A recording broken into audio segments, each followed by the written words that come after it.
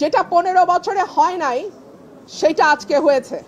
Almost আমার গায়ে ধাক্কা দিয়ে আমাকে ফেলে দেওয়ার চেষ্টা হয়েছে। যেই বিএনপির নেতা কর্মীদের জন্য গত 15 বছর লড়াই করলাম, তারা আমাকে এখন ধাক্কা দেয়।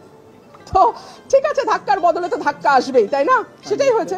নির্বাচনের আগে একটা সীমানা নিয়ে যদি এইরকম আচরণ আমরা দেখি নিজের দলের মধ্যে, হু নোজ নির্বাচনে কি হবে। আমি কোনো গুন্ডা বদমাশের মেলা করি নাই, করতে চাইলে করতে পারতাম।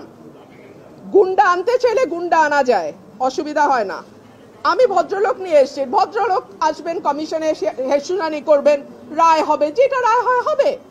কিন্তু তারা যেহেতু গুন্ডা পান্ডা নিয়ে এসছে এবং আবল তাবল বকছে, কথা বলেই যাচ্ছে, আমি লাস্টে একটা কথা বলার জন্য দাঁড়িয়েছি। এবং যেটা 15 বছরে হয় নাই সেটা আজকে হয়েছে। অলমোস্ট আমার গায়ে ধাক্কা দিয়ে আমাকে ফেলে দেওয়ার চেষ্টা হয়েছে। যেই বিএনপির নেতা কর্মীদের জন্য গত 15 বছর লড়াই করলাম, তারা আমাকে এখন ধাক্কা দেয়।